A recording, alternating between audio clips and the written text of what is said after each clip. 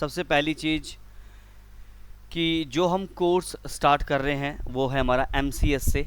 ठीक है, अब MCS से बोल लो या आप इसको बोल सकते हो एक्टिव डायरेक्टरी एक्टिविटी एडमिनिस्ट्रेशन बोल सकते हो। 1 मिनट, 1 मिनट, ये मुझे बंद करना पड़ेगा। एपिक, देखिए जो हमारा MCS से का जो बेसिकली कोर्स है, ठीक है, आज की डेट में माइक्रोसॉफ्ट इसका सर्टिफिकेशन नहीं प्रोवाइड करता। मतलब the certification is totally expired. मतलब आपको माइक्रोसॉफ्ट से कोई सर्टिफिकेट यानी आप आफ्टर द ट्रेनिंग आप चाहो कि मुझे MCS का एग्ज़ाम देना है, वो पॉसिबल नहीं है क्योंकि माइक्रोसॉफ्ट इसको आज के डेट में कंडक्ट नहीं करता है। अब इसका मतलब, क्योंकि कई लोगों के मन में ये रहता है सर MCS का कोर्स हम करेंगे, सर्टिफिकेट हम कर नहीं पाएंगे तो हमारा फ़ायदा क्या। देखो MCS ने भले ही इस मतलब सिर्फ माइक्रोसॉफ्ट ने भले ही इस MCS के सर्टिफिकेशन को उसने एक्सपायर कर दिया है, बट स्टिल आज भी कंपनी के अंदर आपका लोकल इंफ्रा होता है। लोकल इंफ्रा से मतलब आपके कंपनी के अंदर कंप्यूटर्स होंगे, वहाँ पे आप सर्वर लगाओगे, यूज़र्स आके काम करेंगे। तो आपके उस कंपनी के अंदर जो यूज़र्स है, उनके जो कंप्यूटर्स है, उनको आप कैसे मैनेज करेंगे? Through a server. तो मतलब आपका भले ही आपकी सर्टिफिकेशन एक्सपायर है बट इसकी ट्रेनिंग आज भी वैलिड है। अगर आप देखिए MCS से इट्स अ इनिशियल सर्टिफिकेशन या भी बोल सकते हो, या फिर इट्स अ इनिशियल ट्रेनिंग। ठीक है, एज अ नेटवर्क कैरियर में अगर आपने आपको ग्रो करना चाहते हो, अगर आप ऑलरेडी डेस्कटॉप सपोर्ट में जॉब करते हो, लेट्स से आप डेस्कटॉप सपोर्ट में जॉब करते हो, या बिल्कुल आप फ्रेशर हो, बिल्कुल IT का बिल्कुल भी नॉलेज नहीं है, तो MCS से आपका एक इनिशियल स्टेप हो सकता है for to get a job, जहाँ पे एक कंपनी के अंदर आप काम कर सकते हो, जहाँ के कंप्यूटर के यूज़र्स को आप मैनेज कर सकते हो। ठीक है, क्योंकि हर कंपनी में सर्वर होता है, यूज़र्स होता है, कंप्यूटर होता है। तो MCS से आपका इनिशियल कह लो कि ट्रेनिंग होती है। बट अगेन मैं आपको दोबारा बता दूं कि मार्केट में इतने चैलेंजेस हैं आज की डेट में कि आप सिर्फ एग्जांपल के लिए अगर आप MCS से करें तो मोस्टली है कि जॉब लग जाएगी। ठीक है, अगर मैं रेशो की बात करूं तो 30 to 40% चांसेस है कि आपको जॉब लग जाएगा, क्योंकि मार्केट में कंपटीशन बहुत ज़्यादा है। एक बंदा ऑलरेडी कंपनी में काम कर रहा है, जब तक वो छोड़ेगा नहीं तब तक आपका नंबर नहीं आएगा, होता है ना। तो डेफिनेटली कहीं ना कहीं ये 30 to 40% है कि आपको जॉब मिल जाती है, लेकिन थोड़ा सा स्ट्रगल फेज रहता है। इसीलिए अगर आप MCS से आगे लेट्स से अगर आप अपने आपको क्लाउड, क्योंकि देखो आजकल जितनी भी चीज़ें चल रही हैं वो पूरा क्लाउड बेस्ड चल रहा है। ठीक है, आप आज क्लाउड नहीं सीखोगे लेकिन 2 साल 3 साल के आपको सीखना ही पड़ेगा अगर आप IT में आना चाहते हो, क्योंकि IT इंडस्ट्री बंद कर IT इंडस्ट्री जो है वो टोटली आपका आज की डेट में हाइब्रिड हो चुकी है। हाइब्रिड का मतलब है कि एक कंपनी का जो इंफ्रा है वो लोकल भी है प्लस क्लाउड भी है। तो क्लाउड प्लस लोकल, इसी को हम बोलते हैं हाइब्रिड। तो अगर आपको इन फ्यूचर माइक्रोसॉफ्ट का ही आपका एक प्रोग्राम है एज्योर, आपने सुना होगा, तो एज्योर आपका क्लाउड सर्विसेज है। तो अगर आपको एज्योर सीखना है, और सीखना है नहीं सीखना पड़ेगा, क्योंकि आप IT में आ रहे हैं तो आपको क्लाउड तो करना ही पड़ेगा। बिना क्लाउड की कोई भी कंपनी आज की डेट में एग्जिस्ट नहीं करती। बड़ी कंपनी की बात कर रहा हूँ, छोटी कंपनी में आपको एज्योर नहीं मिलेगा, लेकिन हर MNC कंपनी, चाहे वो विप्रो हो, TCS हो, कोई भी बड़ी कंपनी हो, every company are using the clouds. ठीक है, तो क्लाउड आप में क्या बनाते हो? क्लाउड में आप सर्वर बनाते हो, वहाँ पे हम यूज़र्स क्रिएट करते हैं, वहाँ पे यूज़र को हम परमिशन देते हैं। अब ये चीज़ें आपको समझ में तभी आएंगी जब आप क्या करेंगे, आप MCS से करेंगे। क्योंकि MCS से के अंदर आप क्या करते हैं, आप सर्वर क्रिएट करते हैं, सर्वर को मैनेज करते हैं, यूज़र्स को मैनेज करते हैं। तो आपको एक बैकग्राउंड आपका क्लियर रहता है कि सर्वर्स हम कैसे बनाते हैं, सर्वर के ऊपर हम कैसे काम करते हैं। तब आप क्लाउड जब सीखेंगे तो आपको ईजी रहेगा। लेकिन अगर आपको क्लाउड में जाना, एग्जाम्पल के लिए कि सर मुझे क्लाउड इंजीनियर बनना है, ठीक है, या डेवऑप्स इंजीनियर बनना है, एग्जाम्पल क्लाउड का लेकर चलते हैं, तो आपको 2 चीज़ें पहले करनी पड़ेंगी। एक है MCS से और दूसरा है CCNA। ये 2 चीज़ें आपके कैरियर के लिए इट्स अ मस्ट कह सकते हो। करना ना करना वो आपकी बात है, I am just guiding you. ठीक है, मैं ये नहीं कहता हूँ हमेशा पीपल को कि सोचते हैं कि I am doing marketing. No, आप मेरे से करो, दुनिया में कहीं से भी करो, डजेंट मैटर। आप मेरे पास आए हो तो मैं आपको वो चीज़ के लिए हेल्प करूंगा कि जो आपके कैरियर के लिए एक बेटर अपॉर्चुनिटी प्रोवाइड कर सकती है। तो अगर आप इनिशियल बात करें तो आपको MCS से प्लस CCNA दोनों ही करना चाहिए। क्यों करना चाहिए? MCSA से आपका सर्वर का इंफ्रा क्लियर होगा, सर्वर कैसे कॉन्फ़िगर किए जाते हैं, सर्वर को मैनेज कैसे करते हैं, नेटवर्क में पॉलिसी कैसे लगाई जाती है, इससे आपका ये फंडा क्लियर हो जाएगा। दूसरा CCN आपका नेटवर्किंग का है, जिसमें आपके नेटवर्किंग के जो एडवांस कॉन्सेप्ट है वो क्लियर होंगे, यानी आप मार्केट में रेडी हो एक तरीके से जॉब लेने के लिए, ठीक है।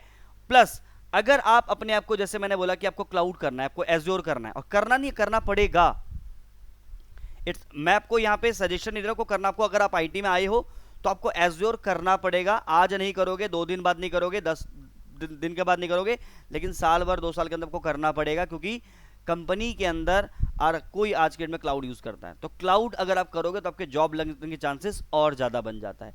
तो अगर आप क्लाउड में जाओगे तो क्लाउड क्या है, क्लाउड आपका सर्वर प्लस नेटवर्किंग दोनों का कॉम्बिनेशन है।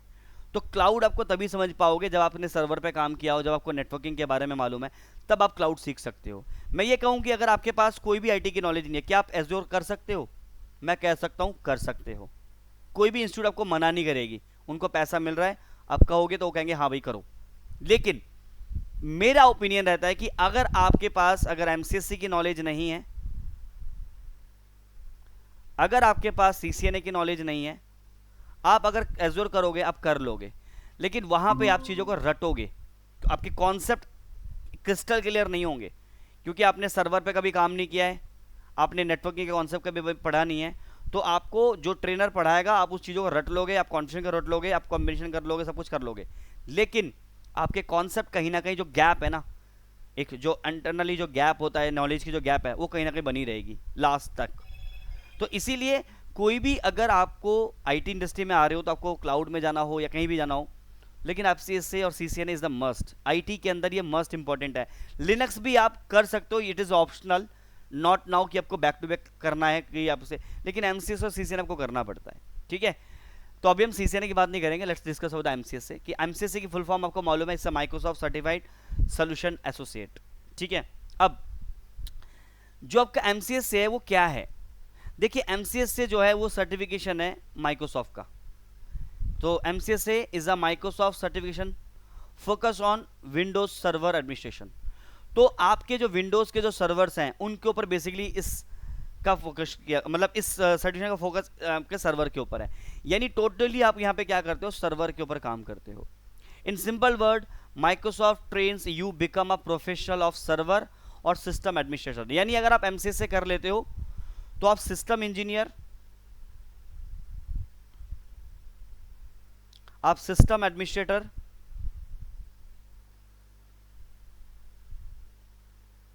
आप IT सपोर्ट या विंटल,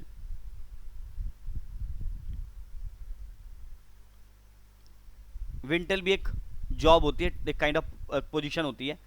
तो दिस टाइप ऑफ जॉब अगर कहीं पे मार्केट में निकलती है, आप आफ्टर कंप्लीट द MCSA आप कर सकते हो, आप अप्लाई कर सकते हो, आप रेडी हो। सिस्टम इंजीनियर की कहीं पे देखिए, हर कंपनी क्या करती है, एक जॉब निकालती है जहाँ पे उनके सिस्टम को, सर्वर को मैनेज करने के लिए उनको बंदे चाहिए होते हैं। तो कंपनी जब जॉब ओपनिंग निकालती है तो उस जॉब का एक टाइटल होता है। तो अगर सिस्टम इंजीनियर की जॉब निकल रही है, सिस्टम एडमिनिस्ट्रेटर की जॉब निकल रही है, IT सपोर्ट की निकल रही है, विंटल की निकल रही है, आप रेडी हैं, आप किसी भी जॉब के लिए अप्लाई करेंगे, क्योंकि हर इसी में इन्हीं चीज़ों का ऊपर काम किया जाता है, सर्वर के ऊपर ही काम किया जाता है, ठीक है। तो this is the about your MCSA। अब why MCSA is so important, क्योंकि मैंने आपको बताया कि MCSA is important because every company uses servers to manage. हर कंपनी आज की डेट में सर्वर यूज करती है, और मैनेज क्या करती है, users, group, computer, security, data, यही तो आप मैनेज करते हो अपने नेटवर्क के अंदर। एक कंपनी के अंदर आपका डेटा होता है, डेटा को सिक्योर करना होता है, यूजर्स कंप्यूटर को, यूजर को कंप्यूटर चाहिए होता है, उस कंप्यूटर को सिक्योर करना है, उसको मैनेज करना है, ग्रुप बनाते हो, यूजर्स बनाते हो। तो इन सभी चीज़ों को मैनेज करने के लिए आपको MCSA की नॉलेज होनी ज़रूरी है, क्योंकि एट देन आप किस पे काम करते हो, सर्वर, और सर्वर से हम क्या मैनेज करते हैं, इन चीज़ों को। सो की reason, Windows server is use 90% of corporate network. आज की डेट में 90%, इंडिया में तो आपको 90% सर्वर ही मिलेंगे विंडोज़ के, बट लिनक्स भी होती है, मैं ऐसा नहीं करूँ कि लिनक्स भी नहीं होती है, बट लिनक्स की टीम अलग होती है, विंडोज़ की टीम अलग होती है। कुछ ऐसे रीज़न भी मिलेंगे जहाँ पे आपको दोनों चीज़ें मैनेज करनी पड़ती हैं। कंपनी टू कंपनी पॉलिसी है, लेकिन 90% जो कॉर्पोरेट नेटवर्क है वो विंडोज सर्वर पे ही कॉन्फ़िगर्ड होती हैं, ठीक है। मैंडेटरी फॉर आईटी सपोर्ट और सर्वर रोल, तो जितने भी यूज़र्स हैं जो सर्वर एडमिनिस्ट्रेटर ढूंढ रहे हैं या आईटी सपोर्ट के बंदे ढूंढ रहे हैं, उनके लिए मैंडेटरी स्किल हो गई है आज की डेट में, एमसीएस से मैंडेटरी है। अगर आप अपने नेटवर्क, अगर आप फ्यूचर में अगर आप कहते हो कि सर मुझे क्लाउड इंजीनियर बनना है या साइबर सिक्योरिटी सीखना है या मुझे डेवऑप्स में जाना है, तब भी आपको चाहिए सर्वर चाहिए, सर्वर की नॉलेज होनी ज़रूरी है। तो if you want to make a career in cloud, cyber security, DevOps, so आपको एमसीएस से आना ही चाहिए, मीन्स सर्वर आपको आना ही चाहिए। प्रैक्टिकल है हमारा, जॉब ओरिएंटेड प्रोग्राम है, इंडस्ट्री रिलेवेंट है। क्यों? क्योंकि मैक्सिमम यहाँ पे जो हम लोग चीज़ें डिस्कस करेंगे मोस्टली हम प्रैक्टिकल बेस्ड, थ्योरी तो है ही प्लस प्रैक्टिकल है। अगर मैं रेशो की बात करूँ तो आप मान के चले कि 30% to 40% हमारी थ्योरी है एंड 60 to 70% हमारी प्रैक्टिकल है। पूरा जो सर्वर बेस्ड है वो सारा का सारा प्रैक्टिकल बेस्ड है। थ्योरी से हमारे कॉन्सेप्ट क्लियर होंगे, प्रैक्टिकल से उसको कॉन्फ़िगर करके उसको देखेंगे, ठीक है।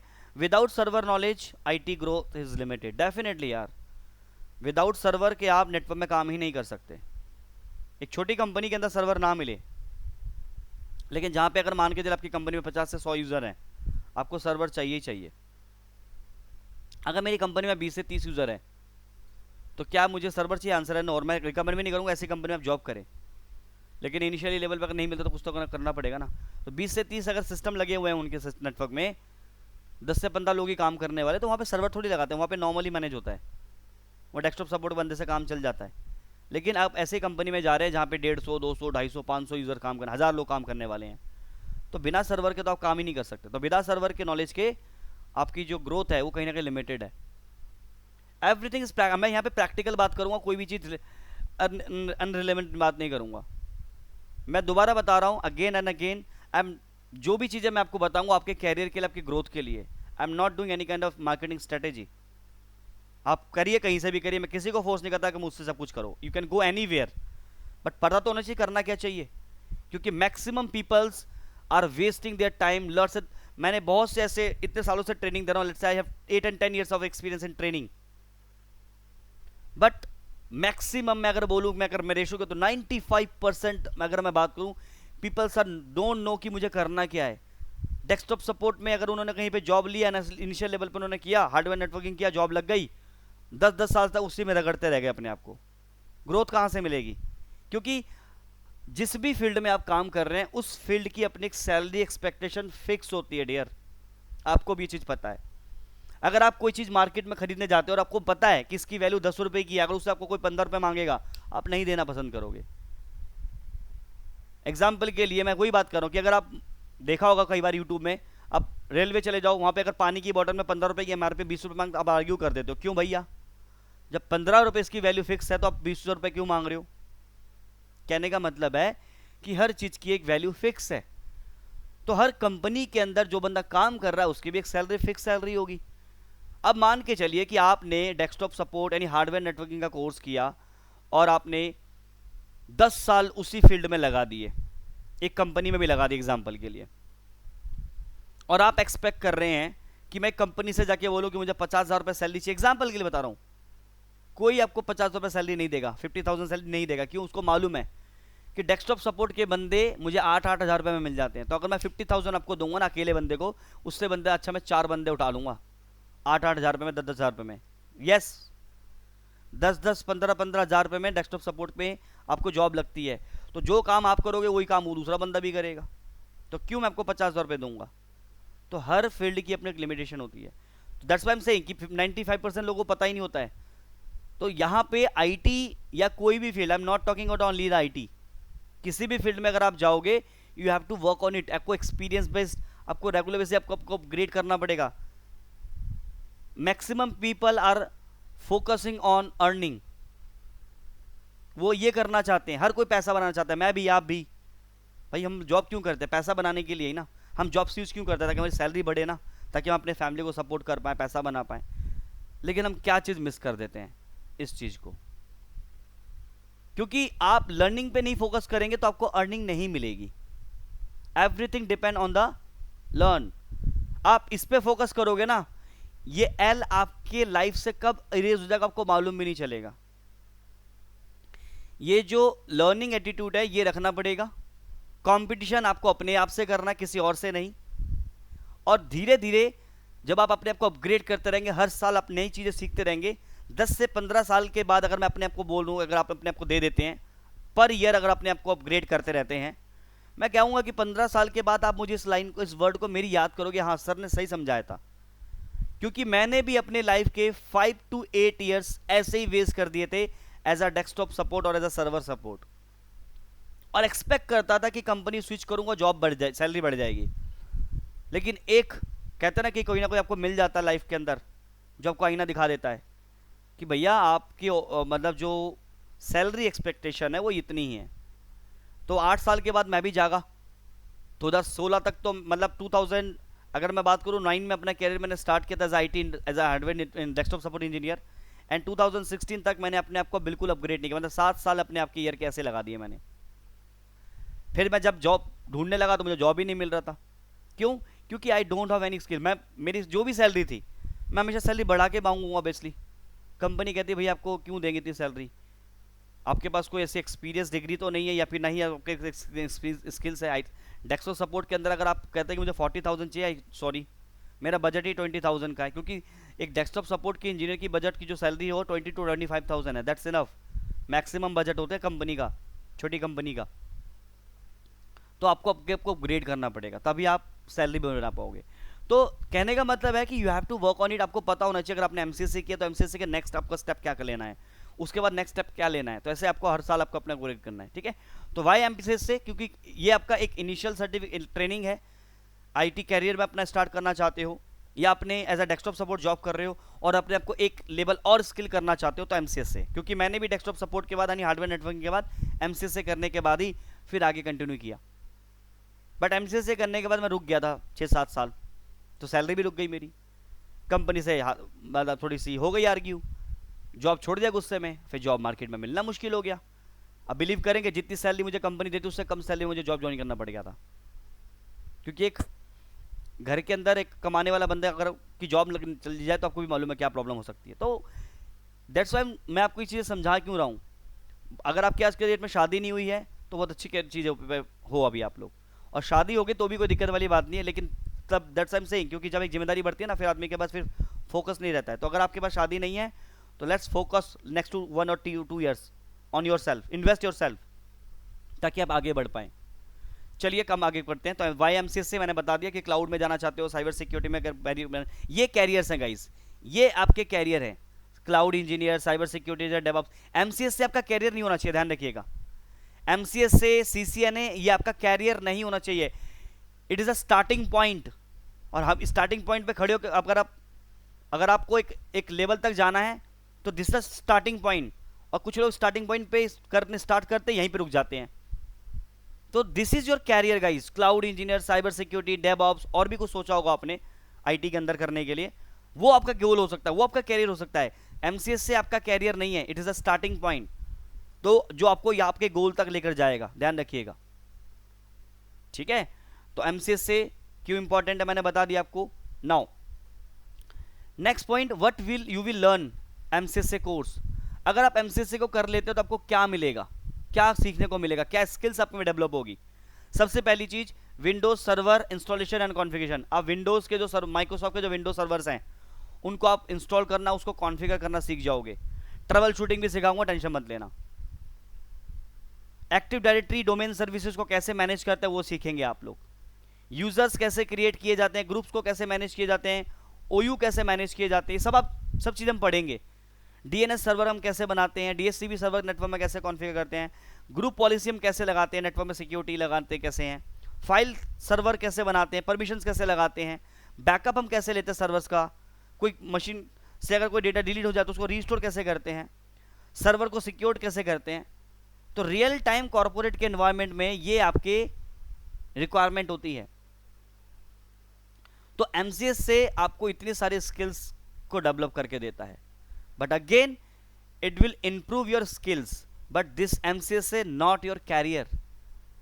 एमसीएस से आपका कैरियर नहीं है। कैरियर आपका cloud engineer, DevOps engineer, security engineers, और भी अगर आपको करना चाहें तो this is the learning path. तो एमसीएस से करने के बाद ये चीज़ आप कर सकते हो। मोटा मोटा बोलूँ तो आप विंडोज सर्वर को इंस्टॉल करना, उसको कॉन्फ़िगर करना सीख जाते हो। आप बैकअप ले सकते हो, रिस्टोर कर सकते हो, सिक्योर कर सकते हो, फाइल सर्वर, ग्रुप पॉलिसी, ये तमाम चीज़ सीखेंगे, हमारे सिलेबस में है। हाउ डोमेन वर्क्स, तो सबसे पहले देखो, जब हम एमसीएससी की बात करते हैं तो एमसीएससी जो है टोटली आपका डोमेन एनवायरनमेंट पे काम करता है, ठीक है। यानी आपने देखा होगा एमसीएससी के अंदर हम एक सर्वर बनाते हैं, उस सर्वर को बोलते हैं हम डोमेन कंट्रोलर। Domain controller. तो अगर मैं बोलूं कि मेरे को, अगर मैं अपने नेटवर्क में अगर कोई सर्वर नहीं लगाता, विदाउट सर्वर चीज़ों को मैनेज करता हूं, तो एज अ आईटी पर्सन आपको किस तरह की प्रॉब्लम फेस करनी पड़ सकती है, हम उसको डिस्कस करेंगे। Now after learning the MCS से, और अगर आपके पास सर्वर की नॉलेज है तो आप चीज़ों को कैसे मैनेज कर सकते हैं वो बात करेंगे, कि विदाउट सर्वर क्या प्रॉब्लम आ सकती है, और विद और सर्वर को यूज़ करते हुए हमें क्या प्रॉब्लम का हमें सोल्यूशन मिल सकता है। तो इसके बात करते हैं। तो देखिए, मान के चलिए कि आप जिस कंपनी में जॉब करते हैं उनके पास लेट्स से 100 कंप्यूटर सिस्टम्स हैं, 100 सिस्टम्स है, मतलब 100 कंप्यूटर्स हैं, तो ऑब्वियसली उनके ऊपर काम करने वाले 100 यूजर्स भी होंगे। अब 100 यूजर्स जो हैं वो डिवाइडेड होंगे डिफरेंट डिपार्टमेंट में। लेट्स से कुछ लोग एचआर में होंगे, कुछ लोग हमारे सेल्स में होंगे, कुछ लोग हमारे मार्केटिंग में होंगे, और कुछ पर्सन हमारे आईटी में होंगे। ऐसी चीज़ें चलती है काम एक कंपनी के अंदर। एज्यूम कीजिए कि हमारे नेटवर्क में, मैं बात कर रहा हूं विदाउट सर्वर। यस बोलिए, किसी ने हैंड रेज किया है क्या, या मैसेज डाला है? 1 मिनट सर, वॉइस ब्रेक हो रही है। राहुल, मेरे ख्याल से आपके एंड से दिक्कत हो सकती है, क्योंकि मेरे एंड पे तो नहीं होनी चाहिए। कपिल, एक बार मुझे बताना कि आपको मेरी आवाज़ क्लियर है ना, एक बार चैट पे डाल देना।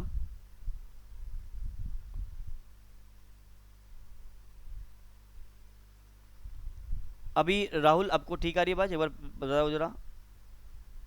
ओके राहुल, एक बार अपने एंड पे एक बार चेक करो, या तो इसको दोबारा ज्वाइन करो, मैं पॉज कर देता हूँ वीडियो को, आप एक बार। तो नाउ, तो हम बात कर रहे हैं कि विदाउट सर्वर अगर आपका एक नेटवर्क है, मैंने आपको बताया कि हमारे पास कंपनी के अंदर कंप्यूटर 100 सिस्टम्स हैं, कंप्यूटर्स हैं।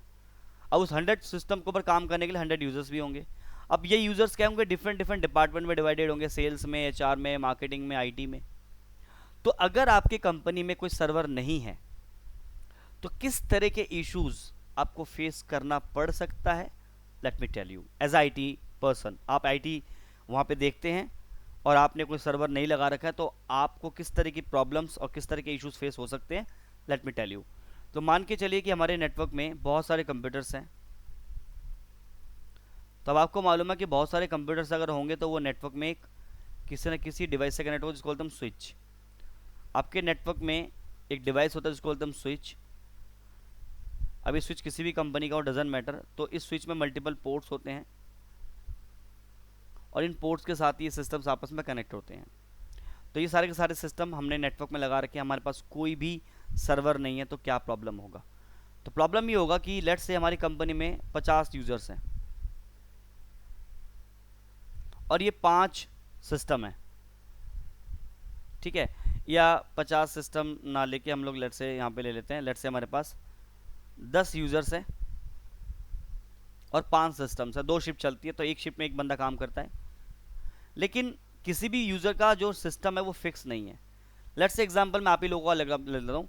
लेट्स से इस कंपनी के अंदर 2 पर्सन काम करते हैं, एक है कपिल और एक है राहुल। 2 पर्सन है जो इस कंपनी में काम करते हैं। तो कपिल जो है इस मशीन पे लॉगिन करता है, आज दिन भर का काम करता है, अपना डेटा अपने डेस्कटॉप पे ड्राइव में रखता है, चला जाता है। राहुल जो है इस वाले मशीन पे लॉगिन करता है, अपना डेटा रखता है, काम करके सेव करता है, डेटा चला जाता है। अगले दिन जब राहुल आते हैं तो राहुल देखते हैं कि जिस सिस्टम पे पहले मैं कल बैठा हुआ था वहाँ पे कपिल बैठे हुए हैं, यहाँ पे अब लेट्स से इस वाले सिस्टम पे भी कपिल बैठे हुए हैं, क्योंकि इस वाले सिस्टम पे पहले कोई और बंदा बैठा हुआ था कपिल के सिस्टम पे। लेट्स से यहाँ पे कोई और बंदा बैठा है, लेट्स से नयन बैठा हुआ है, और कपिल जो थे उन्होंने देखा कि मेरे सिस्टम पे कोई और बंदा बैठा हुआ है, let me log in this machine. उसके बाद राहुल आते हैं, राहुल देखते हैं मेरे मशीन पे कपिल बैठे हैं, तो राहुल क्या करते हैं, इस वाले सिस्टम पे स्विच कर जाते हैं। लेकिन अब कपिल को और राहुल को एक प्रॉब्लम आने वाली है। क्यों? कपिल आते ही बोलेगा आईटी वाले पर्सन को, अरे भाई एक माना मैंने कल इस पे ना काम किया था, मेरा डेटा पड़ा हुआ इस पे, मुझे दे दो प्लीज़। तो जो पर्सन यहाँ पे काम कर रहे हैं XYZ, वो क्या करेंगे, या तो पेन ड्राइव के थ्रू या कोई भी नेटवर्क के थ्रू आपके डेटा को कॉपी करेंगे यहाँ से यहाँ पे। सेम कपिल भी कहेगा मेरा भी डेटा कपिल वाले सिस्टम में पड़ा हुआ है, तो कपिल के डेटा को भी पास, यानी राहुल के डेटा को भी वापस वाले मशीन पे डाल दिया जाएगा। यानी इस IT पर्सन का सुबह सुबह आते काम क्या रहेगा, कॉपी पेस्ट। मैंने ये काम किया हुआ, that's what I am saying. As a initial desktop support पे जब मैं जॉब करता था, तो एक मेरी प्रॉब्लम मुझे फेस करनी पड़ती थी, यही प्रॉब्लम कि क्योंकि कंपनी के अंदर 2 शिफ्ट चलती थी, यूज़र्स का कोई शिफ्ट फिक्स नहीं था। बच्चा आते ही कहता था सर मेरा डेटा दे देंगे, मेरा वहाँ पे डेटा पड़ा हुआ था, और मैं आते ही ना पेन ड्राइव लेकर घूमता था, पहले डेटा कॉपी पेस्ट करता था। तो ये प्रॉब्लम आपको आ सकती है, ओवरहेड बढ़ जाएगा। एक तो ये प्रॉब्लम है कि यूज़र का सीटिंग फिक्स नहीं है, तो यूज़र जिस सिस्टम में काम कर रहा होगा उस दिन का डेटा वो मांग रहा होगा आपसे एज IT इंजीनियर, फिर आपको उसको कॉपी पेस्ट करके देना पड़ेगा, जैसे भी दो, पेन ड्राइव से दो, जैसे भी दो, बट आपको देना पड़ेगा। बट आपका एक ओवरहेड आ जाएगा कि आते आते आपको डेटा देना है। दूसरी प्रॉब्लम कि मान के चलते ये मशीन मेरा क्रैश कर गया, फिर तो कपिल का जो डेटा था वो तो लॉस हो गया। कपिल इस सिस्टम पे काम कर रहा था, अगले दिन आया देखा इस सिस्टम क्रैश हो गया, तो क्या हुआ, सारा कपिल का डेटा लॉस हो गया। तीसरी चीज कि अगर कपिल और राहुल किसी भी मशीन पे लॉगिन कर रहे हैं, कोई फिक्स नहीं है, तो मुझे कपिल और राहुल का यूजर सभी मशीन पे जाके क्रिएट करना पड़ेगा। पहली चीज, हर मशीन पे जाके मुझे यूजर क्रिएट करना पड़ेगा, क्योंकि अगर कपिल यहाँ पे लॉगिन कर रहा है, उसका यूजर नहीं बना, तो कपिल यहाँ पे लॉगिन कर पाएगा? आंसर है नो। तो अगर आपके पास लेट्स से 20 यूजर हैं, तो 20 के 20 यूजर्स आपको इस मशीन पे भी क्रिएट करना पड़ेगा, इस पे भी, इस पे भी, इस पे भी, इस पे भी। क्यों? क्योंकि 20 के 20 जो यूजर्स हैं उनका सिस्टम फिक्स नहीं है। कोई भी बंदा किसी सिस्टम पे लॉगिन करे, तो अगर कोई सिस्टम किसी पे लॉगिन करेगा, तो वहां पे हम आईडी बना के देना पड़ेगा। एक प्रॉब्लम ये हो सकती है। दूसरी, अगर कहते हो कि नहीं सर हमें ना एक ही आईडी बना देते हैं ना, क्यों हम अलग अलग आईडी बना, एक ही यूजर बना देते हैं। लेट्स से हमने एक आईडी बना दिया, लेट्स से हमने बना दिया, लेट्स से हमने यूजर नाम बना दिया, लेट्स से यूजर1, और से लेट्स से ऑफिस, और से यूजर1 ले लीजिए।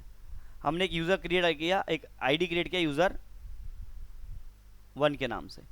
हमने कहा कि 20 के 20 यूजर को बोलते कि यही आपका, इसी यूजर से लॉगिन करो।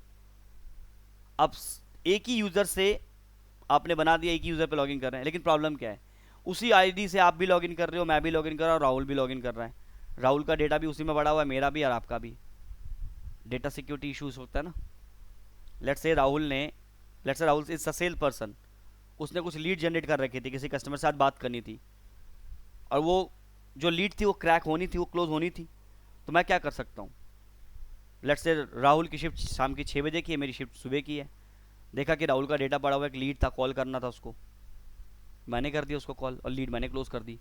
प्रॉब्लम हो सकता है, सिक्योरिटी इशू हो सकती है। तो इस तरह की प्रॉब्लम आपको फेस करना पड़ता है जब आप विदाउट सर्वर चीज़ों को मैनेज करते हैं, क्योंकि इस नेटवर्क पे आपका कोई सेंट्रलाइज मैनेजमेंट नहीं है। You can't control your systems centrally, problem है। तो इस नेटवर्क को एक्चुअल में जो हम बोलते हैं उसको बोलते हैं वर्क ग्रुप नेटवर्क। जब जहां पे आपके हर सिस्टम इंडिपेंडेंटली काम कर रहे होते हैं, इंडिविजुअली काम कर रहे होते हैं, क्योंकि आपके नेटवर्क में कोई सर्वर नहीं है, तो उस नेटवर्क को हम बोलते हैं work group network. That is called a work group network. और वर्क ग्रुप नेटवर्क हम कहाँ क्रिएट करते हैं, होता है यूज डेफिनेटली।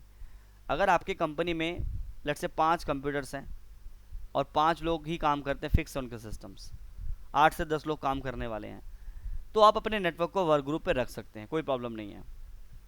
लेकिन अगर आपके कंपनी में मान के चलिए, ये तो मैंने 20 यूज़र का और 5 सिस्टम का एग्जांपल लिया, लेट्स से आपके कंपनी में 500 कंप्यूटर्स हैं, पीसी हैं, 500 पीसी हैं, और 1000 यूज़र्स हैं। 2 शिफ्ट चलती हैं, हर शिफ्ट के अंदर एक एक बंदा लॉगिन करता है।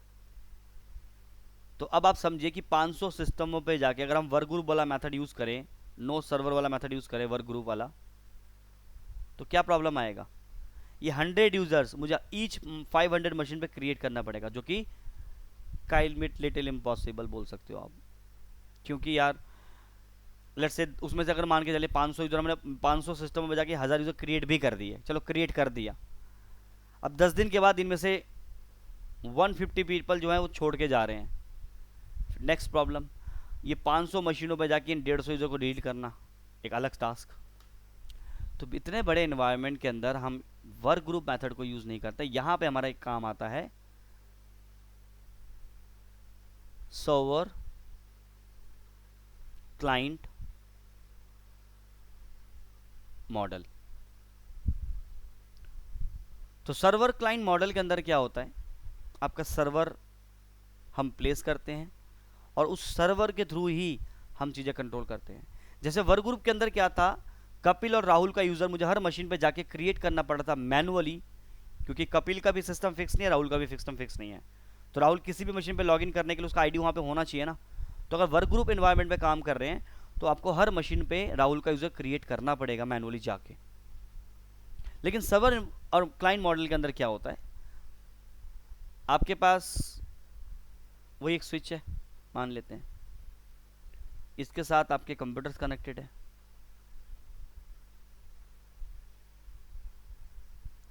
और इसके साथ हमारे पास एक सर्वर भी है। तो ये आपके क्या हुए, this is the client and this is the server.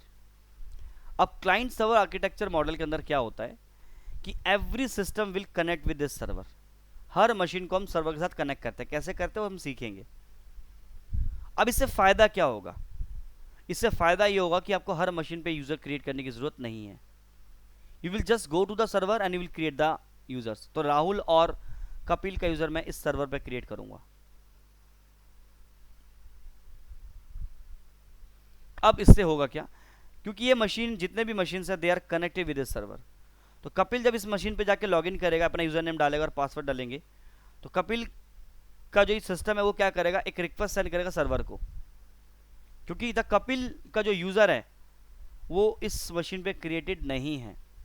तो ये मशीन क्या करेगा, it will send the request to the server. भाई सर्वर चेक करना जरा कपिल का आईडी पासवर्ड यही है क्या जो उसने लॉगिन किया, ट्राई किया है। सर्वर क्या करेगा, अपने डेटाबेस में चेक करेगा, कपिल का आईडी और पासवर्ड मैच कर गया तो ये उसको क्या कर देगा, ऑथेंटिकेट कर देगा, मीन्स अलाउ कर देगा, परमिशन दे देगा, yes the password and user name is matched, please allow him to log in the network. तो ये यूजर क्या करेगा, मशीन पे राहुल जो है लॉगिन कर जाएगा नेटवर्क पे। तो दिस इज द थिंग कि आपको हर मशीन पे जाके आईडी क्रिएट करने की जरूरत नहीं है। अब उसका फायदा एक और, अब मान के चलते कि राहुल जो भी इसके ऊपर काम कर रहा है, जो भी आपका जो भी डे टू डे एक्टिविटी इसमें कर रहे हैं राहुल जी, उसका डेटा कहाँ पे सेव होगा, सर्वर पे। फायदा क्या होगा कि अगर कल को ये मशीन क्रैश कर गया तो डेटा इस पे नहीं पड़ा हुआ है, डेटा आपके सर्वर पे पड़ा हुआ है। तो you can retrieve the data from the server. Sir अगर यही सर्वर क्रैश हो गया तो फिर, तो सर्वर का हम बैकअप लेते हैं ना, इसीलिए तो इस सर्वर का बैकअप हम किसी और सर्वर पे रखेंगे, ताकि अगर ये सर्वर क्रैश हो जाए तो वहाँ से डेटा रिट्रीव कर पाएँ। तो बैकअप तो रखना पड़ेगा। तो मतलब यहाँ पे सर्वर क्लाइंट आर्किटेक्चर के अंदर हमें सर्वर्स पे कोई यूज़र ही हम सर्वर पे हम यूज़र क्रिएट करते हैं, ना कि हम क्लाइंट्स पे। क्लाइंट्स को हम सर्वर से कनेक्ट कर देते हैं और जो भी यूज़र उस क्लाइंट मशीन पे लॉगिन करेगा, क्लाइंट उसकी रिक्वेस्ट सर्वर को भेजेगा, सर्वर अपने डेटाबेस में चेक करेगा कि कपिल का या राहुल का जो यूज़र नेम पासवर्ड है वो करेक्ट है कि नहीं। अगर है तो ये सर्वर आपके क्लाइंट मशीन को बोलेगा ओके रिपोर्ट है, लेट्स लॉग इन हिम। तो वो जो राहुल है वो नेटवर्क पे लॉगिन कर जाएंगे। उसके बाद अब सर्वर पे हम क्या करते हैं, कुछ पॉलिसी बनाते हैं, उस पॉलिसी को हम उस पर्टिकुलर यूज़र के साथ बाइंड कर देते हैं कि जैसे राहुल अगर लॉगिन कर जाए तो राहुल नेटवर्क में क्या कर सके और क्या ना कर सके, ये भी हम सर्वर से कंट्रोल कर सकते हैं। मैं चाहता हूँ कि राहुल जो है, अब एग्जांपल मैं अगर सर्वर क्लाइंट वाला मॉडल को अगर छोड़ के उसी मॉडल पे आता हूँ, लेट्स से आपकी कंपनी कहती है, मैं वर्क ग्रुप के बारे में बात कर रहा हूँ। चलो आपके पास एक तो एक प्रॉब्लम है कि आप हर मशीन पे जाके यूजर्स को क्रिएट करना पड़ता है आपको, क्योंकि यहाँ पे कोई सर्वर तो होता नहीं है। In the work group network we don't have the server. तो एवरी मशीन पे जाके आपको मशीन पे यूज़र क्रिएट करना पड़ेगा, पहली चीज़, क्योंकि यहाँ पे यूज़र का मैनेजमेंट सेंट्रली नहीं था। एक और प्रॉब्लम, आपकी कंपनी कहती है कि भैया जो यूज़र्स हैं थोड़े स्मार्ट हैं, वो क्या करते हैं, अपना फ़ोन लेके आते हैं, घर से चार्जर लेके आते हैं और बोलते हैं सर हम अपना फ़ोन चार्ज कर रहे हैं लैपटॉप से, सिस्टम से। बट आपको मालूम है कि जो डेटा केबल है, इस डेटा केबल से आप डेटा भी निकाल सकते हो, पता है आपको। आप अपने फ़ोन का जो यूएसबी केबल है उससे आप अपने सिस्टम पे लगा दो, चार्ज होने लग जाएगा, लेकिन आप चाहो तो डेटा भी निकाल सकते हो, कई लोगों ने किया होगा। तो अब अगर मेरे को, अगर एग्जांपल के लिए मैं ये बोलूँ कि एक यूज़र कह रहा है कि सर मुझे फ़ोन चार्ज करना है, फ़ोन चार्ज करने के बहाने उसने अपने मशीन के साथ अपना, इसने मशीन को अपने मशीन के साथ इसने फ़ोन को कनेक्ट किया, बट उसने तो डेटा निकाल लिया इसमें से और चला गया, अगले दिन दूसरे कंपनी में चला गया, वहाँ पे जाके कंपनी को डेटा दे रहा है कि ये मैं पुरानी कंपनी का डेटा लेके आया हूँ। प्रॉब्लम है, सिक्योरिटी इशू है यहाँ पे। तो अब कई कंपनी कहती है कि भैया आप एक काम करें, इन मशीनों के ऊपर क्या करें, यूएसबी ब्लॉक कर दें, क्योंकि कोई भी बंदा अगर यूएसबी पेन ड्राइव कोई फ़ोन कनेक्ट करता है डेटा को निकालने के लिए, तो वो उसका वो सिस्टम, वो जो यूएसबी, वो क्या हो जाए, ब्लॉक हो जाए।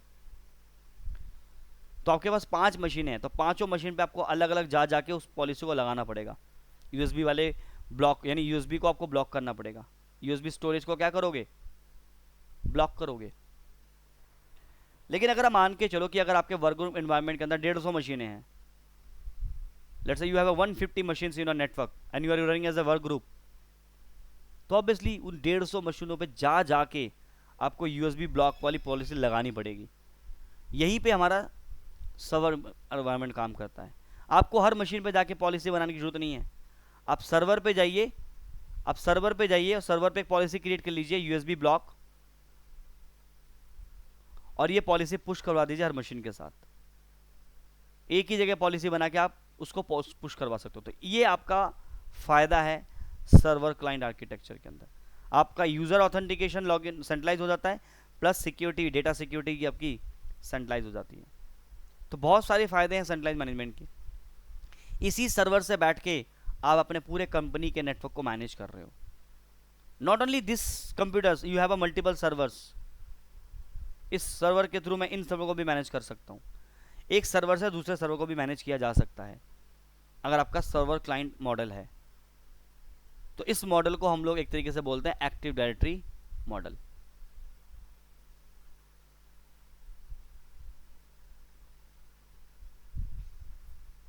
तो ये चीजें आप कंट्रोल करते हो थ्रू अ एक्टिव डायरेक्टरी।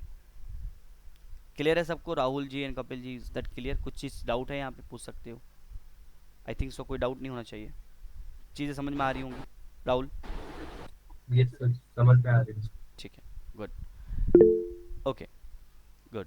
आपको कपिल होगा क्योंकि आप ऑलरेडी आईटी पर्सन ही हो, तो यू नो द थिंग्स, पर रिलेट कर पा रहे होगे चीज़ों को आप। तो नाउ अब एक्टिव डायरेक्टरी अगर हम 1 मिनट, मुझे 1 मिनट देना गाइस, सिर्फ 1 मिनट देना, मैं 1 मिनट में वापस आया।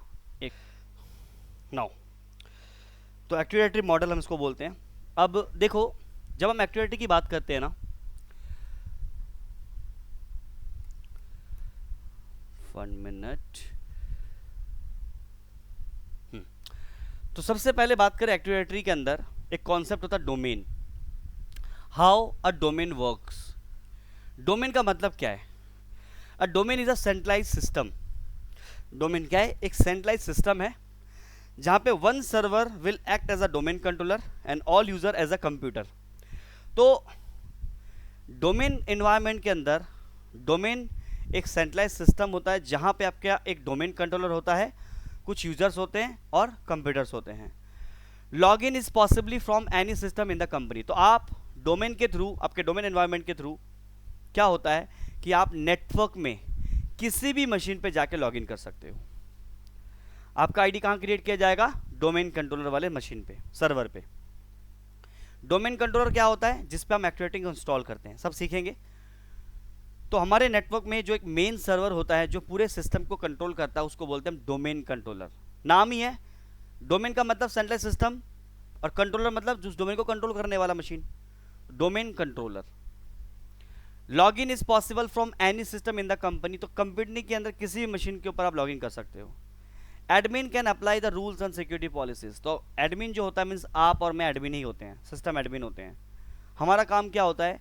उस डोमेन कंट्रोलर के ऊपर रूल्स बनाना, सिक्योरिटी पॉलिसी बनाना, जिससे कि हम उस डोमेन एनवायरनमेंट को मैनेज कर पाएँ।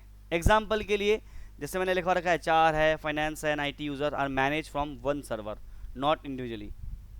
तो हर कंपनी के अंदर डिपार्टमेंट्स होते हैं, उन डिपार्टमेंट में सिस्टम्स लगे होते हैं। उन सिस्टम को हम इंडिविजुअली मैनेज करने के बजाय हम सेंट्रली मैनेज करते हैं एक ही सर्वर से, जिसको बोलते हैं हम डोमेन कंट्रोलर। रियल कंपनी का एग्जांपल मैंने यहाँ पे लिया है कि company ABC private limited, and ये वाली फाइल मैं आप लोगों के साथ शेयर करूँगा, व्हाट्सएप पे दे दूंगा, तो एक बार इससे आप थोड़ा सा ओवरव्यू ले लेना। तो रियल कंपनी का एग्जांपल ले रहा हूँ, कंपनी एबीसी प्राइवेट लिमिटेड, जहाँ पे 200 एम्प्लॉइज काम करते हैं, वहाँ पे एक डोमेन कंट्रोलर होंगे और 200 यूज़र अकाउंट क्रिएट करेंगे। आप डिपार्टमेंट वाइज पॉलिसी बनाओगे, जैसे एचआर के अंदर नो यूएसबी एक्सेस, अकाउंट के अंदर लिमिटेड इंटरनेट एक्सेस, आईटी को फुल एक्सेस। तो ये चीज़ें अगर आप चाहते हो, ये पॉसिबल तभी होता है जब आप एक डोमेन एनवायरनमेंट क्रिएट करते हो। All manage using the Windows server plus active directory, यानी इन चीज़ों को मैनेज करने के लिए हमारे पास एक्टिव डायरेक्टरी होनी चाहिए, मीन्स विंडोज सर्वर होना चाहिए, मीन्स डोमेन कंट्रोलर होना चाहिए। तो डोमेन कंट्रोलर एक होगा और बाकी मिनिमम एक डोमेन कंट्रोलर होना चाहिए, मैक्सिमम आप कितने भी रख लो, but at least one domain controller तो आपके पास होना चाहिए, ताकि आप इतने नंबर ऑफ यूजर्स को मैनेज कर सको, डिपार्टमेंट वाइज पॉलिसी बना पाओ चीज़ों को मैनेज करने के लिए। हु शुड डू एमसीएस से? अब एमसीएस से किन के लिए, मैंने आपको पहले बताया, जो कि फ्रेशर्स हैं, जो बीसीए हैं, बीएससी हैं, आईटी डिप्लोमा कर रहे हैं, बीई है, ये फ्रेशर्स हैं। लेकिन अगर मैंने बीए किया हुआ है, बीकॉम किया हुआ है, तो भी कर सकते हो। ऐसे कोई आज की डेट में देखो, मैं आपको बता दूं, टेक्निकल बैकग्राउंड होने से थोड़ा सा फ़र्क तो पड़ता है, आई एग्री। अगर आप बीएससी कंप्यूटर साइंस से हैं या बीसीए हैं, तो आपका बैकग्राउंड टेक्निकल है, तो थोड़ा सा आपको चीज़ों के बारे में मालूम है, तो इसलिए आपको थोड़ा सा स्पेशल ट्रीट मिलती है।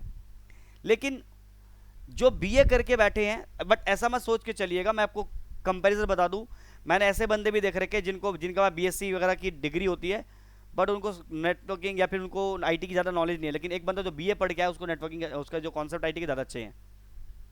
फ़र्क इसी से नहीं पड़ता है आपकी डिग्री, क्योंकि देखो ये जो आपकी बीए की डिग्री है, बीसी की डिग्री है, ये जस्ट डिग्री है, ये आपके स्किल्स नहीं है, ये आपको कमा के नहीं देने वाले। आपको भी मालूम है कि एमबीए करने वाला भी बंदा घूम रहा है, बीएससी बीटेक करने वाला बंदा घूम रहा है, ठीक है।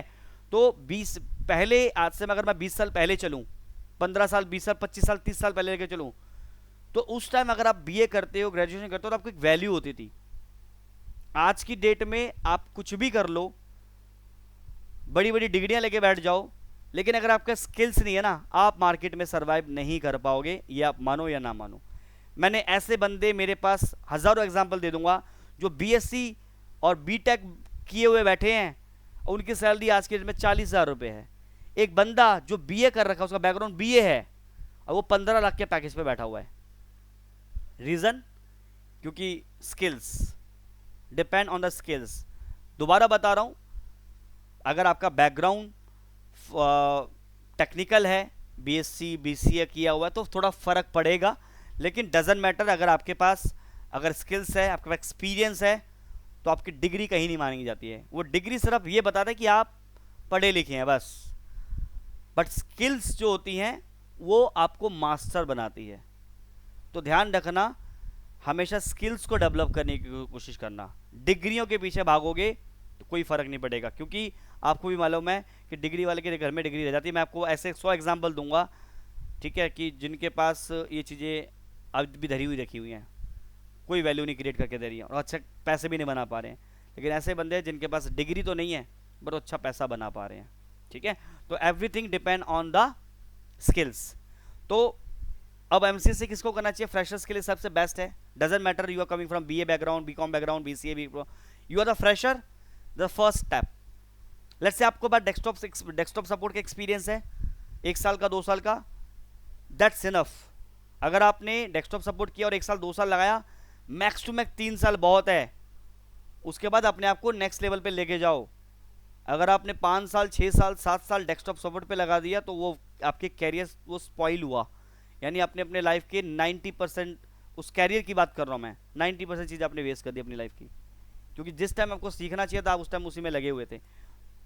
क्योंकि एक हमें कुएं का मेंढक नहीं बनना है, हमें बाहर निकलना है, एक्सप्लोर करना है अपने आप को। अपने आप से बस ये सवाल पूछना कि मुझे पैसे बनाने हैं, मुझे अपने आप को एक पोजीशन पे देखना है।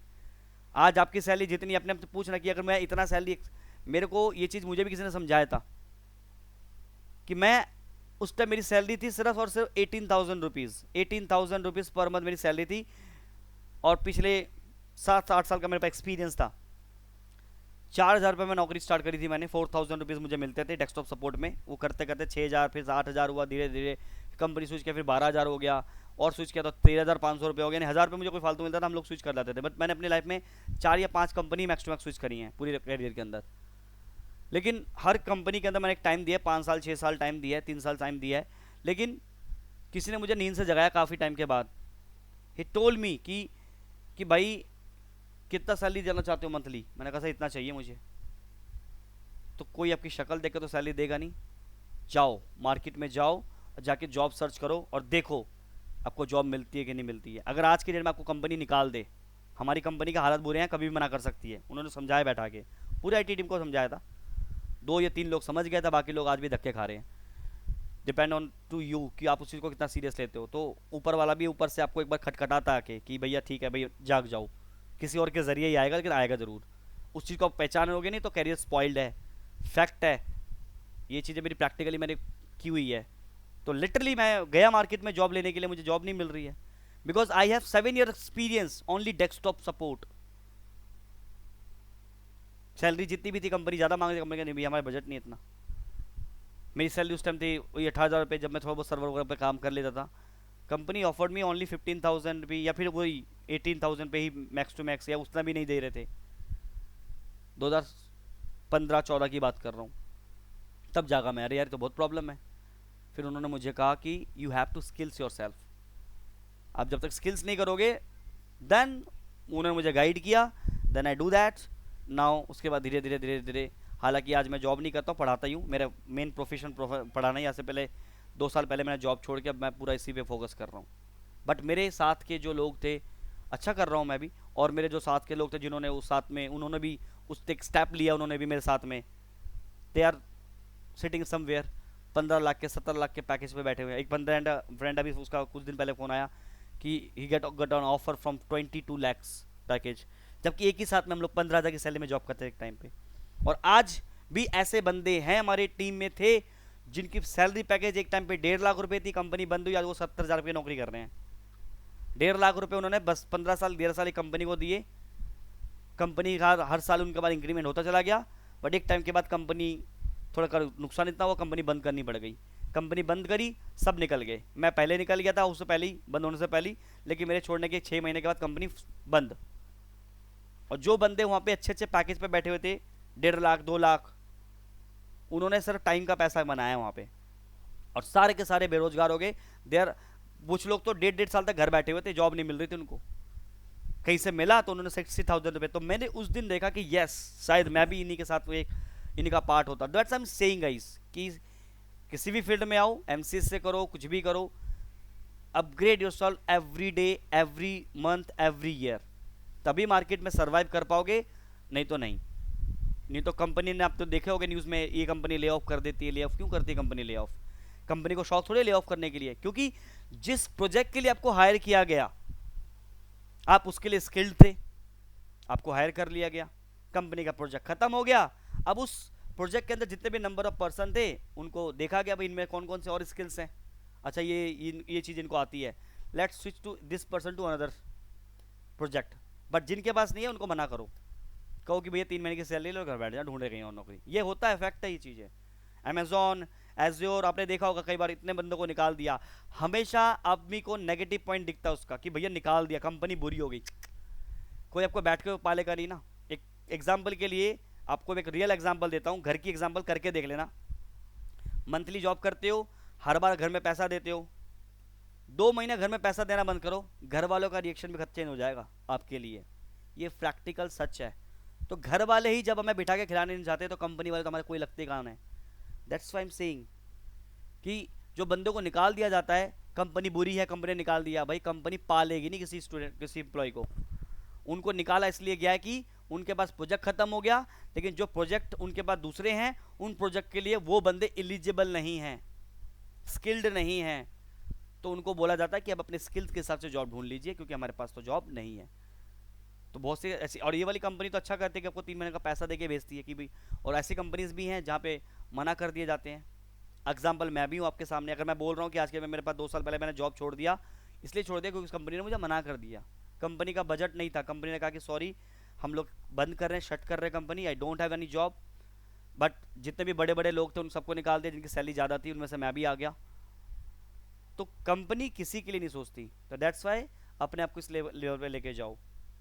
तो वापस आते हैं अपने एमसीएस में। तो मैं हमेशा आपको इस तरह से मोटिवेट करता रहूँगा, उसको आपको सीरियस लेना नहीं लेना आपके ऊपर है, ठीक है। तो एमसीएस से कौन कर सकता है? फ्रेशर्स के लिए डेस्कटॉप सपोर्ट इंजीनियर है, आईटी सपोर्ट पे हो, हेल्प डेस्क कर रहे हो, या अगर आप नेटवर्क इंजीनियर अपने अभी सीसीए ने किया है, स्टूडेंट लेवल पे हो, any one who want to enter and system admin और system admin who want to manage the servers, आप कर सकते हो। एमसीएस से करने का आपको कोई कोडिंग की रिक्वायरमेंट नहीं है, नो कोडिंग रिक्वायर्ड, कोई प्रीडिक्टिव्स नहीं है, बट कुछ कोडिंग थोड़ी बहुत आपको आनी चाहिए। यहाँ पे नो कोडिंग रिक्वायर्ड का मतलब एमसीएस से सीखने के लिए कोडिंग की आनी जरूरी नहीं है, बिना कोडिंग के। तो कुछ लोग एमसीएस इसलिए भी करते हैं, सीसीएन इसलिए भी करते हैं कि हमें कोडिंग से प्यार नहीं है भाई। मार्केट में दो जॉब है, एक सॉफ्टवेयर इंजीनियर का और दूसरा नेटवर्क इंजीनियर, सर्वर इंजीनियर। तो सॉफ्टवेयर इंजीनियर अगर आपको कोडिंग के इंटरेस्ट है तो वहाँ चले जाइए, नहीं है तो फिर आप एमसीएस से सीखने कीजिए। तो दिस इज द थिंग, ठीक है। कैरियर ग्रोथ आफ्टर एमसीएस से, अगर आप एमसीएस से कर ले तो आपको कहाँ पे अपॉर्चुनिटी मिल जाती है? एमसीएस से फाउंडेशन कोर्स करने के बाद आपको एज्योर में, क्लाउड में, साइबर सिक्योरिटी में, डेवऑप्स में, नेटवर्क सिक्योरिटी इंजीनियर में, यानी इतने सारे मल्टीपल डोर्स ओपन हो जाते हैं एमसीएस से करने के बाद। एज्योर, देखिए azure administrator, cloud engineer, security, cyber security, DevOps engineer, ये कैरियर हैं गाइस। एमसीएस से कैरियर नहीं है, मैंने इसलिए लिखा कैरियर ग्रोथ आफ्टर एमसीएस से। तो अगर एमसीएस से कैरियर लिखा होता तो मैं यहाँ पे एमसीएस से कैरियर लिखता है, एमसीएस से कभी कैरियर नहीं हो सकता आपका, ठीक है। एमसीएस से करने के लिए आपकी सैलरी 20 से 25, 30, 40 इससे ज़्यादा नहीं हो सकती। मैं इतने सारे, अगर मैं आपको अभी भी जब व्हाट्सएप खोल के दिखाऊंगा ना, इतने लोगों के मैसेज, मेरे फ्रेंड सर्कल में इतने मैसेज आ रखे हैं कि कहीं जॉब हो तो बताना। अच्छा ठीक है, बता देंगे। सैलरी 60,000 रुपये, आता क्या है?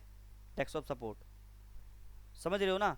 तो मैं उसको इंटरटेन करना बंद कर देता हूँ, क्योंकि उसके में स्किल्स ही नहीं, मैं कहाँ पे लगवाऊंगा? कोई 60,000 रुपये समझ सकल देगा, थोड़ी सैलरी देगा। डेस्कटॉप सपोर्ट की जॉब की सैलरी 60,000 कहीं पे भी एक्सपेक्ट नहीं की जा सकती, कोई वैल्यू ही नहीं है उस चीज़ की। तो मेरा एक फ्रेंड है, कहीं भी जॉब करता है, उस कंपनी ने मना कर दिया, निकाल दिया उसको। वो 50,000 की सैलरी में था, वो कह रहा मुझे 55 मिल जाएगा तो मैं कर लूँगा। मैंने क्या करते थे वहाँ पे, वही सिस्टम विस्टम इंस्टॉल करना, सर्वर पर थोड़ा बहुत काम कर लेता हूँ, थोड़ा बहुत मैंने इंटरव्यूज ऐसे कंडक्ट किया तो स्किल्स नहीं था उस पर। तो मैं कहा होगा तो बताऊँगा, है मेरे पास जॉब, बट वो 50,000 मांग रहा है, मेरे पास तो 22,000 या फिर 19,000 रुपये, 15,000 रुपये की। फ्रेशर्स है ना, डेस्कटॉप सपोर्ट के लिए फ्रेशर्स होते हैं। भले ही आप यू आर स्किल्स 5 साल 6 साल का एक्सपीरियंस है, बट नॉलेज की स्किल्स तो नहीं है ना आपके पास, दैट्स वाई, ठीक है। तो एमसीएस से it's not a career, it's after you can MCS से करने के बाद ये आपका कैरियर हो सकता है, Azure, cloud, cyber security, DevOps, ठीक है। और ये तो मेरा कुछ अलग सा है आगे, चलो कोई नहीं। तो ये सारी चीज़ें हैं, ठीक है। अभी आप बैच टाइमिंग वगैरह में मत ध्यान, ये पुराना ही मैंने सिलेबस निकाल दिया है। तो ये हमारा एमसीएस से का है पूरा, ठीक है। आपके 2.5 मंथ आपको लगेंगे इसमें, 2.5 से 3 महीना कहीं नहीं गए, ठीक है।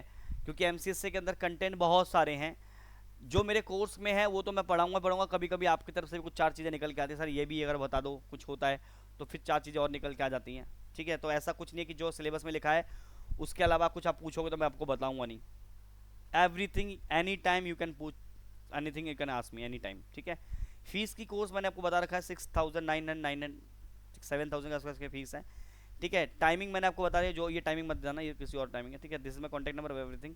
तो this is all about your MCS से। मैंने सिलेबस आप लोगों को भेजा हुआ है, एक बार आप गो थ्रू कर लेना सिलेबस को, ठीक है। बाकी नेक्स्ट क्लास से हम लोग अपना ऑफिशियल कंटेंट स्टार्ट करेंगे। अगर आप लोगों को भी कुछ पूछना है, क्योंकि मैं भी शायद, कपिल तो अभी क्लास में ऑफिस में है, तो कपिल जब आप फ्री होंगे तब मुझे कॉल करके आप एनी टाइम मुझे पूछ लेना, जो भी आपके डाउट्स या क्वेश्चंस रहेंगे। बाकी राहुल, अगर आपको कुछ डाउट्स या क्वेश्चन है तो आप पूछ सकते हो। नहीं सर, ठीक है, तो समझ पाए आप एमसीएस से, कुछ रिलेट कर पाए कि किस लिए है, किस लिए क्या, क्या कर सकते हो, इसको करने के बाद आपको क्या करना चाहिए। इज दैट क्लियर ना? सारे पॉइंट्स क्लियर हुए? यस ठीक है। यस। तो I will share this document to you, ठीक है। ये डॉक्यूमेंट मैं आपको भेज देता हूँ, ये बस इसको गो थ्रू कर लेना, ठीक है। बाकी 1 मिनट देना, होल्ड करना, मैं रिकॉर्डिंग स्टॉप करता हूँ। रिकॉर्डिंग देखो आपको